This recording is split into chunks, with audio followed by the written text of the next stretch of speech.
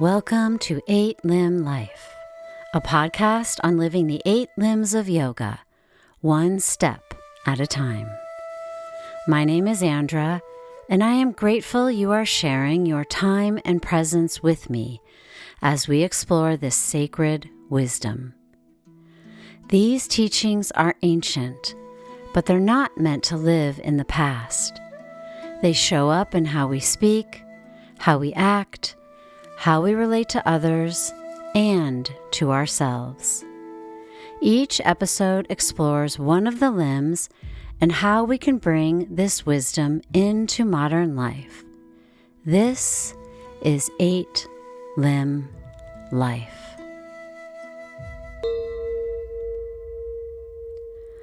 Over the last several episodes, we've explored the yamas, the ethical guidelines that help shape how we relate to the world around us.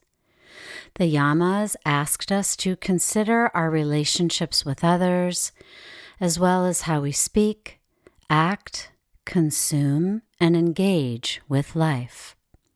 Today, we turn inward. The Niyamas are often described as personal observances or inner disciplines.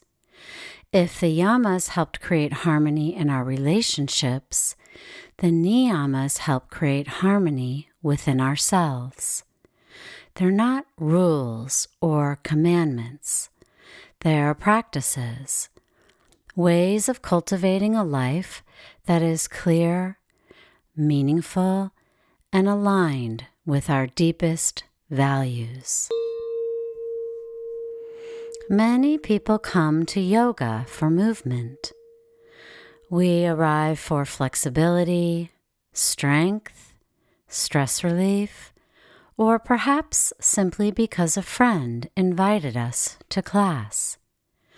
But yoga's ancient teachings suggest lasting peace doesn't come from merely changing our circumstances.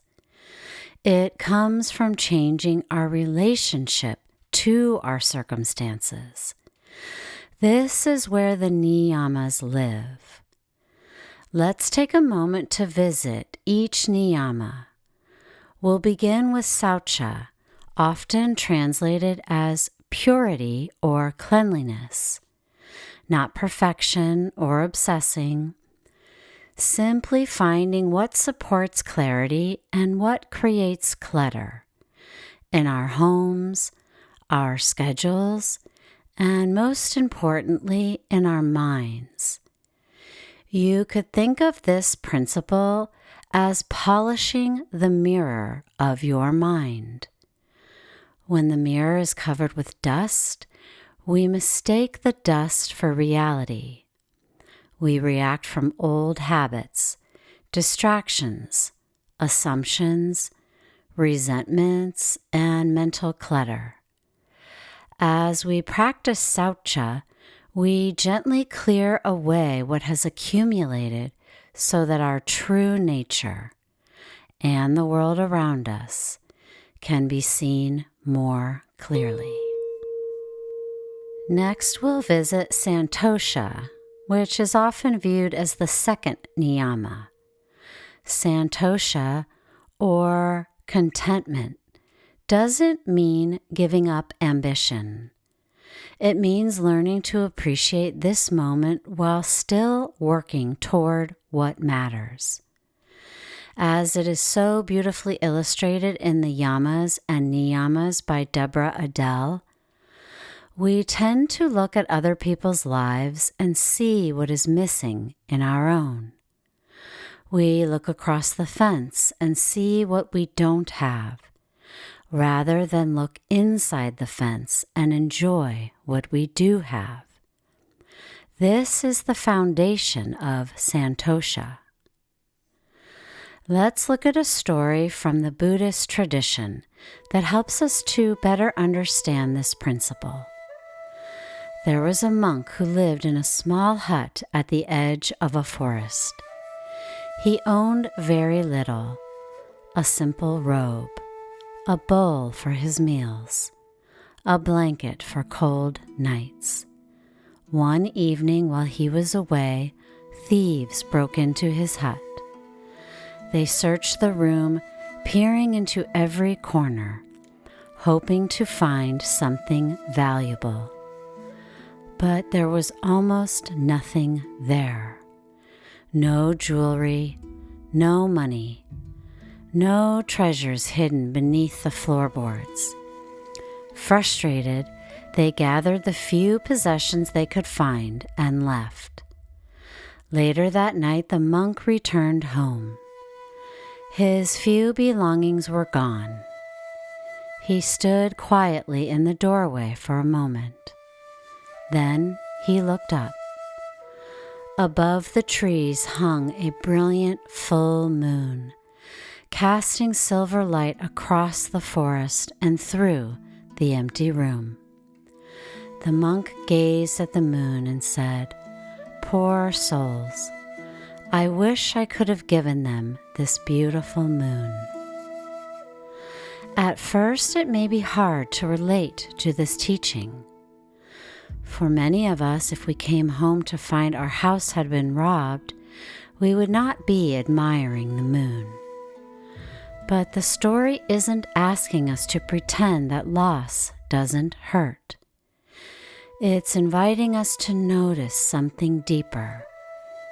The thieves took what the monk possessed. They could not take what he appreciated. They could not take his capacity for wonder. They could not take the beauty of the moon.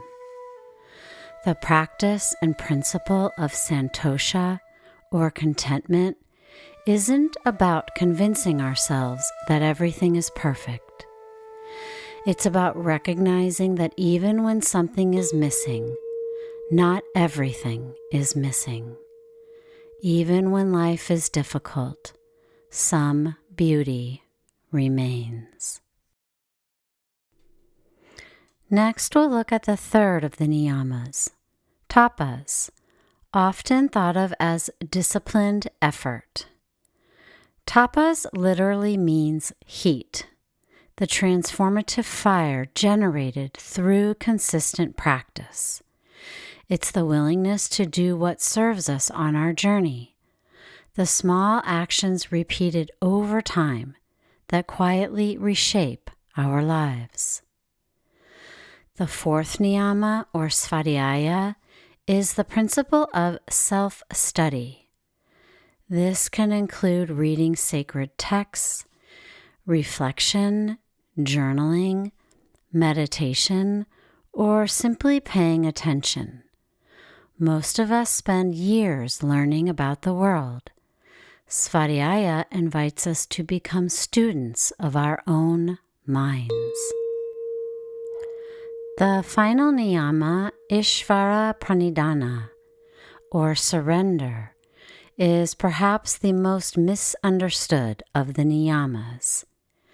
It is not resignation or passivity, but surrendering to the wisdom of life itself.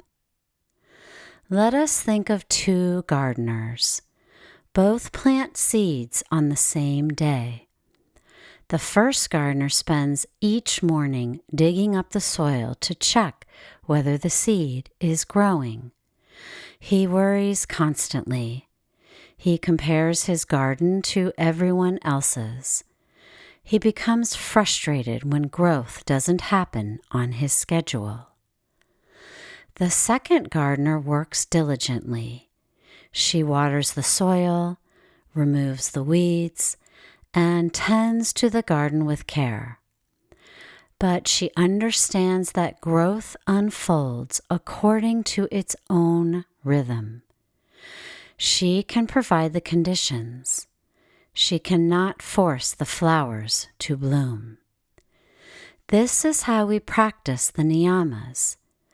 They help us cultivate the conditions for growth, not through force, through Ishvara Pranidhana, surrender.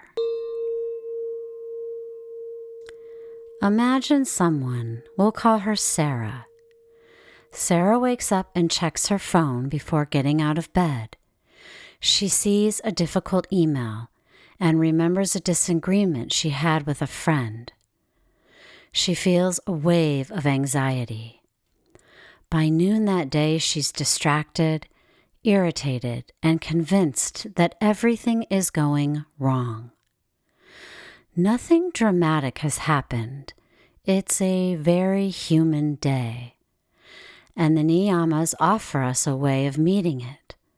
Saucha, or purity, invites us, instead of continuing to spiral, Sarah pauses.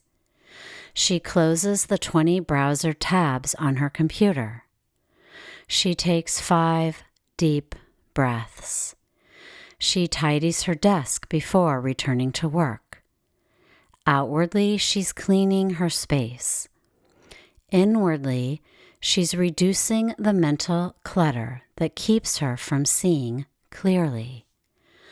Santosha, or contentment, reminds us, yes, the difficult email is still there. The disagreement is still unresolved.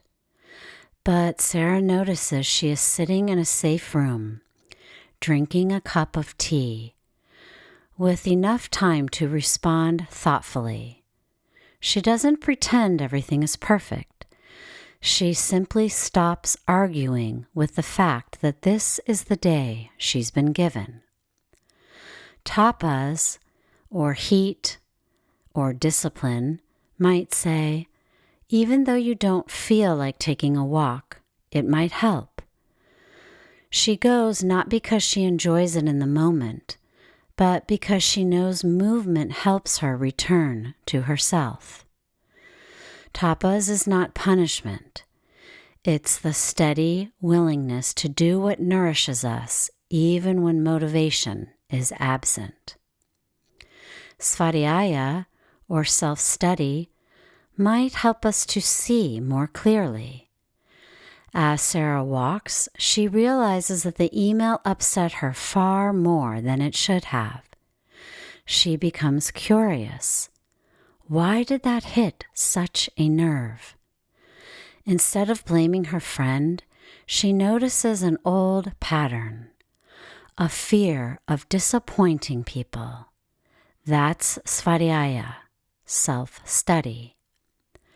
Finally, Ishvara Pranidhana, surrender. By evening, she realizes she has done what she can. She reached out to her friend, and she took care of herself.